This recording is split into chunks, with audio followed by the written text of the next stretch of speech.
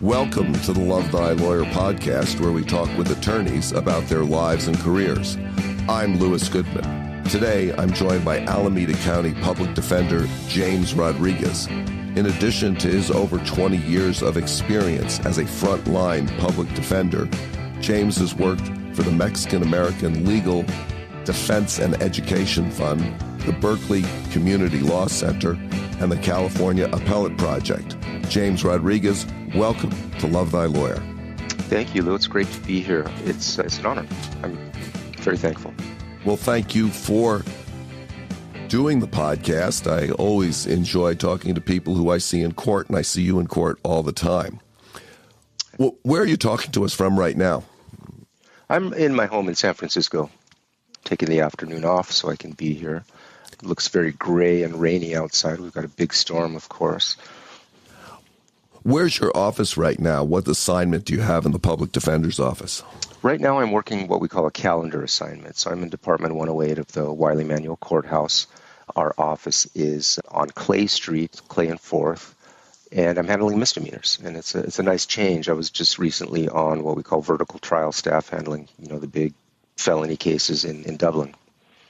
What kinds of cases were you handling in Dublin up until a week or two ago?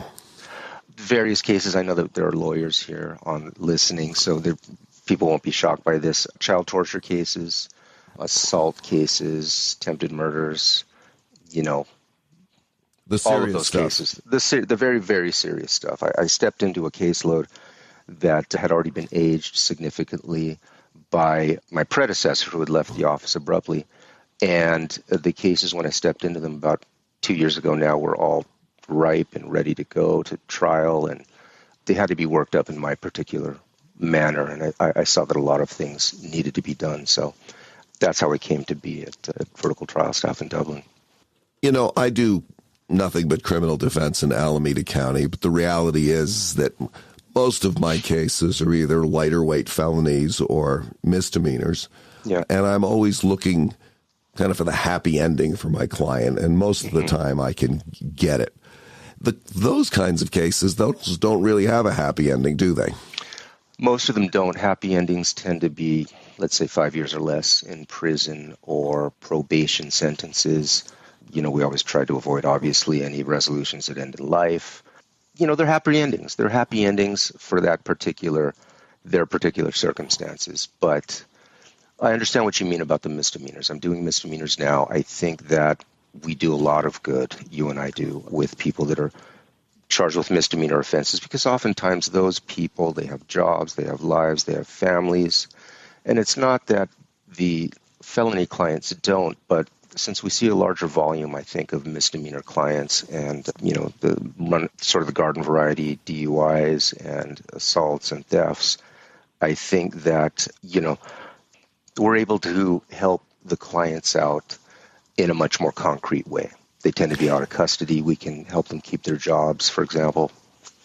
How do you deal with your own emotions and your own headspace when it comes to dealing with really heavy cases? Yeah, and that's a great question. I think every attorney has their own way of dealing with it. My way has been to simply almost split myself in two. I work as an attorney, but I'm not a attorney. I am not an attorney. I work as an attorney. So I try to, when I'm at work, I focus on those cases, the ones that, are the more difficult cases, have the uglier facts. I try to keep all of that energy, all of that work that I do. I try to keep that at work, and obviously work also extends to home sometimes.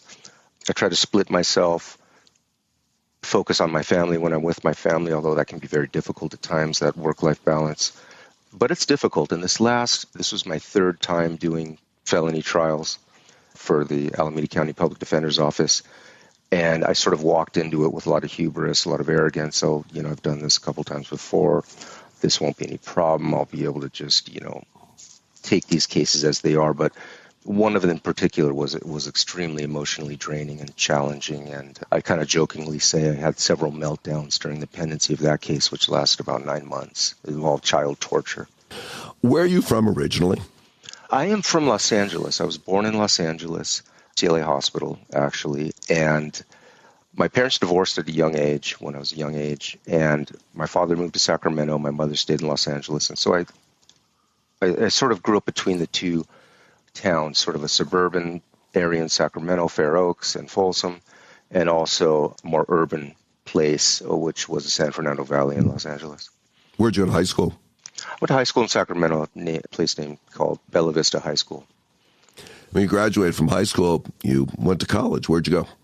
I went to UCLA, and I went there because I was interested in film, but also because I didn't know a whole lot about college. It ended up being a great experience, a great time, a time of tremendous growth for me. But I only applied to two schools. I applied to USC and I applied to UCLA. And I got into both, and I decided, well, UCLA seems like it's in a much better neighborhood. So that's how I ended up there. Now, at some point, you graduated from UCLA and you went to law school. Did you go straight through, or did you take some time off? I didn't, because I didn't really have an idea that I would go to law school. I graduated with a history degree, but I also, studied film at UCLA as well. Was sort of at a loss. People had always told me, oh, you should go to law school. You'd be good at that. And mainly they said that because I was sort of a bookworm as a kid. I worked as a teacher's assistant in a learning handicapped students classroom, also in Sacramento at a high school called Del Campo. So I did that for about 2 years. During the summer, I would work with severely handicapped students, and that was probably the most rewarding job I've ever had. Unfortunately, it didn't pay the bills. As many people know, we tend to underpay and underappreciate our teachers. And, coming out of college, I wanted to make a lot more than $13 an hour. And my family wanted me to as well. Well, that brings up the question of when did you first realize that you wanted to be a lawyer? And the related question of when did you decide to apply to law school? I decided to apply to law school, and I'll be honest about this, and I've said this to other people. I decided to become a lawyer because I wanted to get out of the sort of working class economic background that I had come from. I grew up mostly with my father in Sacramento. He was a barber. Money was tight. And I had thought about becoming a bilingual teacher, Spanish, English, getting a master's at UCLA. I thought about maybe becoming a professor in Latin American studies. And it sort of dawned on me that those two fields are not the most remunerative, let's say. And so I decided, law school sounds interesting. I know I can handle the studies and I can handle the topics. Let me give that a shot. What did your friends and family say when you said, I want to be a lawyer, I want to go to law school? Oh, they were happy, very happy. They had always seen something like that for me, like I said, because I was very much a bookworm and not so much an athlete when I was in high school and in college. So they're happy. They wanted to see me achieve. I was the first in my family to go to college, and, very blue-collar background that I very much love and appreciate. I think it helps me now as an attorney, as a public defender, relate to my clients. For the large part, they tend to come from that background. Where did you go to law school? Went to law school at Berkeley. How was that transition from Southern California up here to Northern California? I hated it. I absolutely hated the weather when I got here. I was happy to be in Berkeley, new place, interesting place, wanted to find out what that was all about. But I'd look out the window in the morning from my dorm room, I'll put on a big sweater, jacket, go off to class, come out at noon, and it's sunny. And I'm sort of just perplexed by that and, take off the sweater and the jacket and go through that. And I just didn't like it. It had much more of a change of seasons than Southern California. Subsequent to that, having lived here now for so long, I really love it. I love the fog. I love the rain. I love seeing the change in the weather. So the whole Northern California program kind of grew on you at some point. It did. I had a lot of great experiences at Berkeley. Met a lot of great people. A lot of them were more familiar with the area than I was, native to the Bay Area, et cetera. And so they showed me kind of what it was like to be up here. And I really, just traveling, going to see Santa Cruz, up to the Redwoods, that sort of thing. I really sort of fell in love with it. Now you got out of law school, and now you are a rather seasoned Alameda County Public Defender. I'm wondering if you could take us briefly through your path in the law from graduating from law school in Berkeley. Sure. To where you are now. Sort of give a little bit of background on that. When I went to law school, again, I didn't know a whole lot about it. There was a TV program at the time called LA Law, which you might remember. This is sort of the late 80s, and there was one character who was this contracts lawyer. He worked in Hollywood. He was very debonair, very sexy sort of character, this one man. And I thought to myself, that'd be cool to do. That'd be cool to work with all of these stars in Hollywood and have that sort of very sexy life and do that. When I got into law school, I saw that was really just contracts. All that work was about was just contracts, and it was boring as anything. And so during my first year, my 1L year, I took Crim Pro, and that was taught by David Coleman, who was the assistant public defender, number 2 in Contra Costa, and he was just such a wonderful person, gracious man, looked just like Harry Belafonte. We used to joke, and so he kind of took me under his wing, and I interned at the Contra Costa Public Defender's office. He needed somebody who spoke Spanish for a case he was working on, and that's what really lit the fire, that I wanted to go into public defender work, public interest work. So, I worked at I had a number of jobs during law school that sort of focused me towards, become a public defender. I was awarded a fellowship right after school to work for the California Appellate Project, which they work with habeas appeals and direct appeals for, inmates on death row. Was part of a team that was successful in getting a death sentence commuted to LWOP, life without parole, which is, big victory. Then I decided at that point that... Well, it is a big victory if you're the guy who they want to put to death. Right. I kind of mentioned that because some people think, life without parole, that's horrible too. But, it's a big victory when there's such a difference between being housed in the death row block at San Quentin and having more freedom that you have, so to speak, when you're in the larger population of prison. It seems like you've always worked for the underdog. That's a good observation, and that's very much true. I've always been drawn to that. My mother, very Catholic, sort of liberal Catholic, early 80s, raising me, showed me a side of the Catholic Church that was very dedicated to helping the poor, to working with those who were repressed. It was her attitudes toward the church and what she taught me were sort of an offshoot of the liberation theology that was sort of going through the Catholic Church at the time. And I didn't really focus on all of the things that people kind of see as negative aspects of the church. And I agree there are a lot of negative aspects of it. But I'd always been drawn to working with the poor, working with the homeless, seeing what I could do to help them. And so you're right. I've always worked for the underdog. You're obviously a bright guy. You have lots of skills. You're bilingual. There's many, many things that you could do, and yet you've stayed practicing law for all these years. What is it about practicing law that you're really drawn to? I think it's what we just talked about. I think it's making a connection with a person who is in dire need. They've been charged perhaps with an offense for the first time, maybe a DUI, maybe something more serious, obviously it's a felony. They don't know what's going on. We work, as attorneys, we work in a very Byzantine system, right? And we don't tend to see that as attorneys. We use all of these words that are meaningless in the outside world. We're going to continue this case. For example, we're going to have a pretrial, arraignment. I was using the Latin phrase nunc pro tunc today in court. So we work in a Byzantine system that we as attorneys know how to navigate and we know how it functions. But the average person, when they come in here, they're bewildered. They don't know what's going on. And I like to use my abilities as a lawyer and as a human being to connect with them and sort of guide them through the process and reassure them. If a young person was just coming out of college and thinking about a career choice, would you recommend the law to that individual?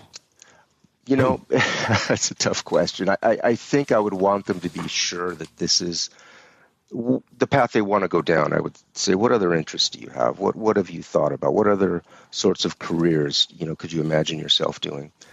Oftentimes, people have the idea about the law that I sort of did. They're not sure about what it really means. They're looking for maybe some sort of accolades or some sort of fame, so to speak, recognition. And I like to make sure that they know that that's not really what, we should as lawyers focus on.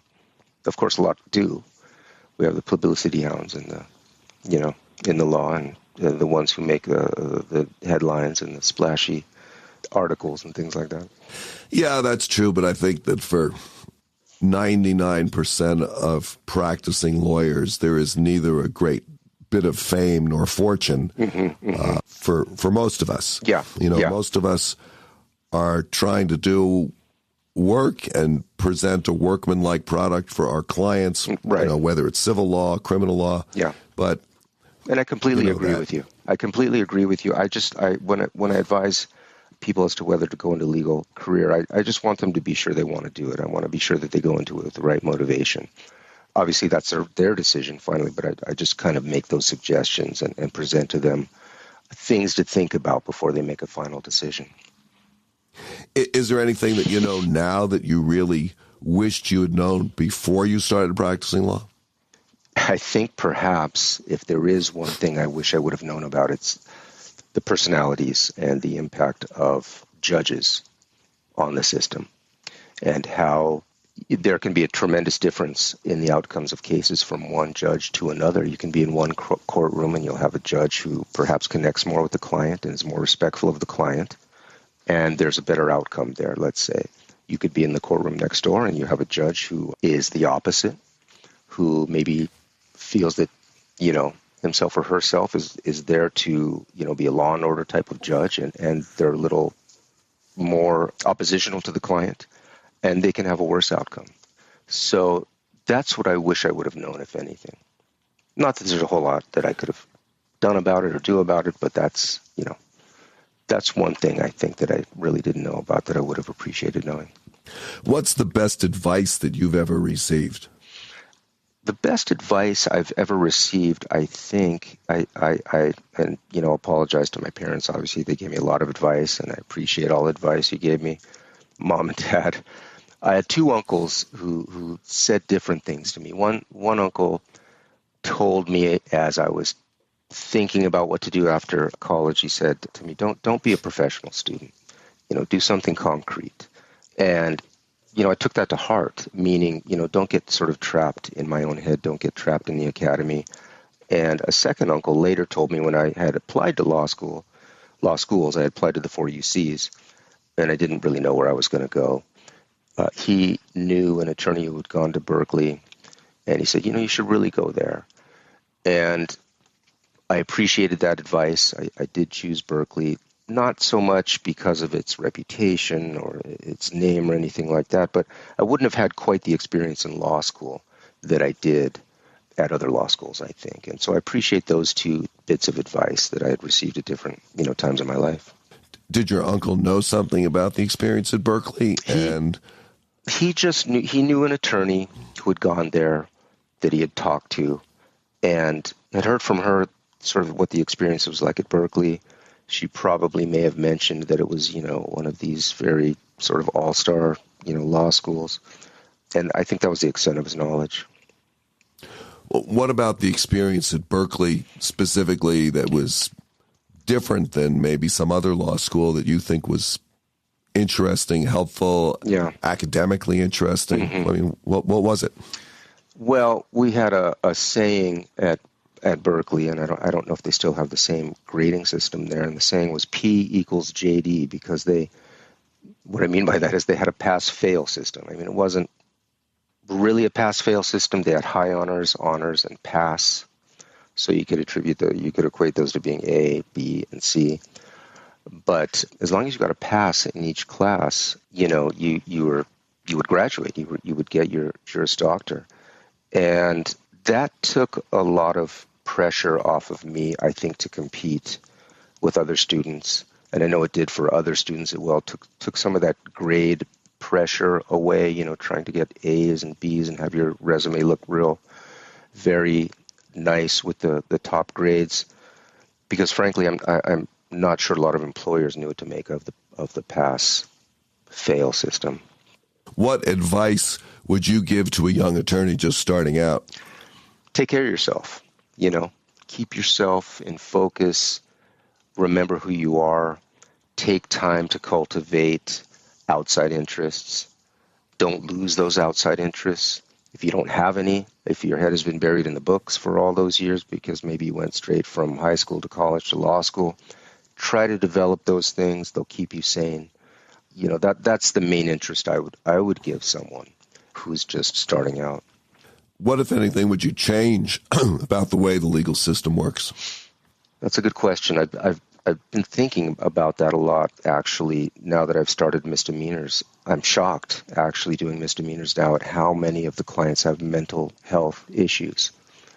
And I'm talking a lot of the time, most of the time, about clients who are in custody. I would say half to three-quarters of the clients that I am dealing with now have serious, mental illnesses that have gone untreated. I would change the way the current, let's call it a pipeline, works from criminal court to the mental health system.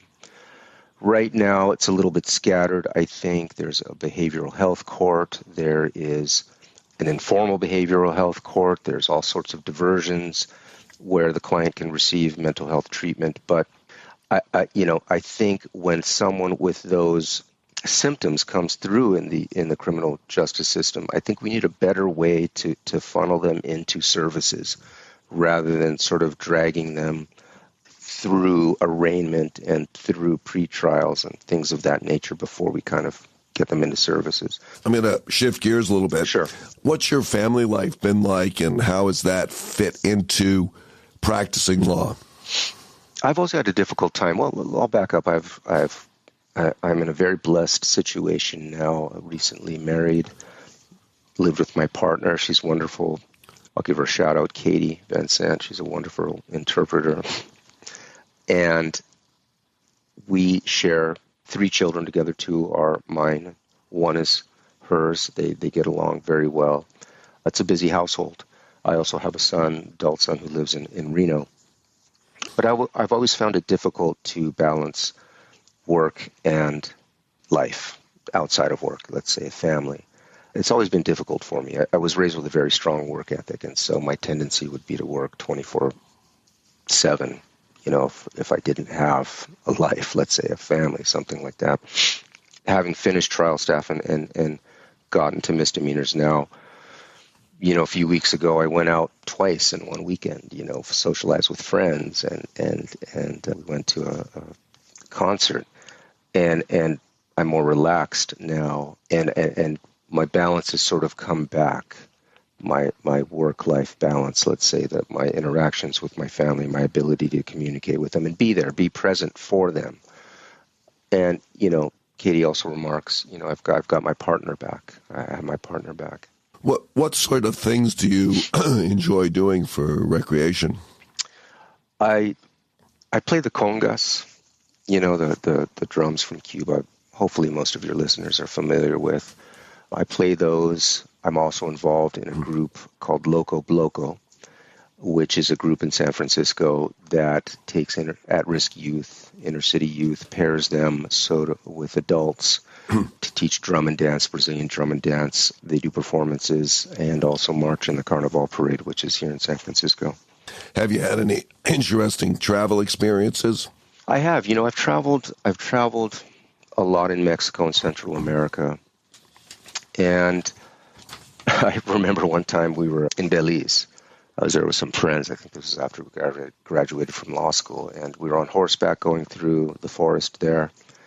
And, on horseback, you're pretty high off the ground. And I look up at the canopy, which is not too far above me, maybe 5 or 6 feet. And there's a snake up there. And the snake is just passing through the canopy above my head. And I thought to myself, that's something you don't have to deal with every day, a snake over you. I'm not particularly afraid of snakes. Spiders are more sort of my kryptonite, so to speak. But, I always remember that. What mistakes do you think lawyers make? That's another tough one. Lawyers, we're human beings. We do make mistakes, and we need to be easy on ourselves. I think when that happens, and that comes with age and with experience. Going back to what I had mentioned earlier about language, the language of the system, I think lawyers, the number one mistake we make, and most of my career did this, is expecting our clients to understand what we're saying to them. We're going to have a pre-trial. We're going to go to jury trial.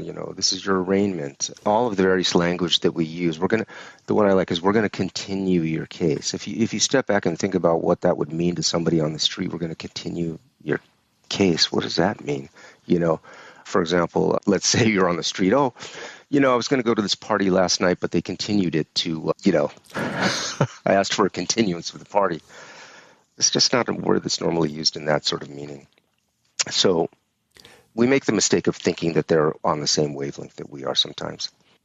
How do you define success?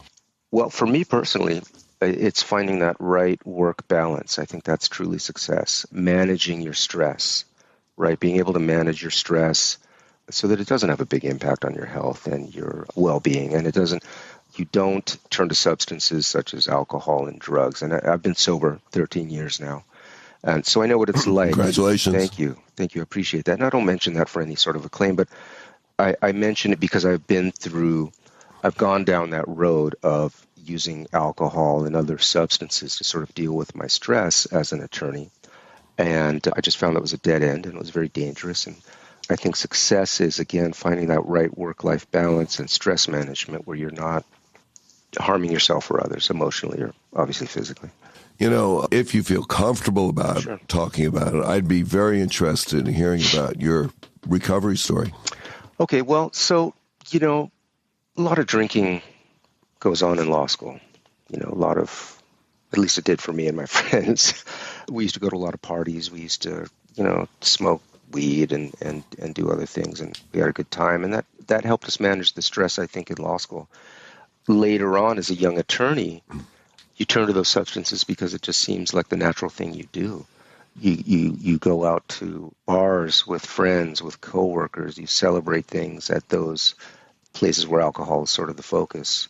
You come home after, let's say, a day in trial and have an ice cold beer. It's a great way to just clear your head, I think, or it can be a great way to clear your head and relax. But then it becomes too much of a habit. So in my particular situation, it became something that I relied on too much. And it began to lead to serious health problems. And I realized that at some point, or others did for me, thankfully, that I had a real problem that I needed to address. I didn't see it. I didn't want to address it. And I could see that they were seeing that if I didn't do something about it, that it was going to come to a pretty tragic end. And so I was able to get into recovery. I went to Los Angeles for a few weeks. Diane Bellis, our former public defender, I just want to give her a shout out. She was wonderful with me. She was very gentle and gracious, allowed me this time off so that I could go get started in recovery and come back. And I came back a different person, and I came back sort of very conscious about, alcohol and drugs and the impact it can have on a person. And that sort of, that's allowed me to counsel other younger attorneys about situations they might be involved in or concerns they may have about their own use. And again, it's something that allows me to sort of understand and connect a little bit more with somebody who went out and had too many drinks and got in the car. Do you still go to meetings? I still go to conventions, AA conventions. I still talk with friends that are more dedicated to attending, daily or weekly meetings. And I go on retreats at the Jesuit Retreat Center down in Los Altos, and they have great programs there for the weekend where you can go and people in recovery can go and just sort of talk to each other and learn how to deal with life. Let's say you came into some real money. You came into several $1 billion, $3 or $4 billion. What, if anything, would you do differently in your life? From here on out, I think I would I live in Ocean View right now. I love this neighborhood in San Francisco. I'd probably move to the Richmond maybe in a much larger house. I'm not going to deny that I would, increase or I would, be a little bit more materialistic, but I don't think I would focus on that. I would get a nice car and do all those things that people dream of doing. But I would honestly take a lot of that money and try to help fund organizations, especially here in San Francisco, try to help fund them in terms of having a place to set up shop. Let's say a magic wand, and there was one thing in the world that you could change in the legal world or otherwise. What would that be? I think first and foremost would be to end this war in Ukraine. It has just brought so much suffering to people, and it's just awful. Let's say someone gave you 60 seconds on the Super Bowl ad. You had put out any advertisement that you wanted to a huge national audience. What would you want to say? I think I'd tell them, look, wait about 4 hours before you decide to drive home to the Super Bowl. I would advocate for this billionaire's tax. So much wealth is getting concentrated. I think I'd have some kind of commercial or some kind of message to try to get out to make that clear to people. Hey, we can do this. We can come up with a tax. There are too many billionaires now. It's a matter of time before I suppose we reach the first person who's a trillionaire. Why do they need all that money? Well, what's the problem with having billionaires? Concentrating wealth in a few hands like that, I think is dangerous. I think that there's a lot of things we could do. We could bring, better health care to people. We could lower the tax burden on sort of the rest of us, funding programs. I mean, there's a long list, but the money's there. The money is in the hands of a few, and there's a lot of things that could be done with it. A lot better things for the rest of the 99%, so to speak. James, is there anything that you want to talk about that we haven't covered? One thing I wanted to say that I've always found interesting is that we need more inclusion, I think, in the legal industry. We need more people of color. I think we need, in many instances, more women. One of the things I wanted to mention is that, as far as mentors, I think it's important for a lot of new attorneys to have mentors, especially those attorneys who might be solo practitioners, who might be just starting out, volunteering for the appointed counsel bar. I forget what they call that here in Alameda County. Court-appointed lawyers, yes. I think it's important to have mentors. I think it's important to teach each other. My mentors have always been women. I've always had the best mentors. Mary Dunlap, who worked at the Office of Citizen Complaints. She was a giant in the area of civil rights for women and for the queer community. She was a great mentor for me. Diane Bellis, of course. Liz Campos, I'm sure you remember her. Just fantastic people. Just fantastic people. And I think they had an approach less macho than a lot of male attorneys. And so that's one thing that I would say. I think we should have a better mentorship, not just for attorneys in, let's say, the public defender's offices, but also for all attorneys that are new to the practice. James Rodriguez, thank you so much for joining me today on the Love Thy Lawyer podcast. It's been a pleasure to talk to you, even though my voice has been less than perfect today. Like I said earlier to you, it gives you a sexier sound. I think that sort of baritone. And, it's been an honor. I don't know who in the world is going to want to hear about me. But the other thing I've really enjoyed about this is being able to know you a little bit better, coming to know you. I think, we've seen each other for many, many years, passing in the hallways and the courtrooms, and it's really nice to get to know you. Thanks, James, and thanks for being here. Okay. That's it for today's episode of Love Thy Lawyer. If you enjoyed listening, please share it with a friend and follow the podcast. If you have comments or suggestions, send me an email. Take a look at our website at lovethylawyer.com, where you can find all of our episodes, transcripts, photographs, and information. Thanks to my guests, and to Joel Katz for music, Brian Matheson for technical support, Paul Roberts for social media, and Tracy Harvey. I'm Louis Goodman.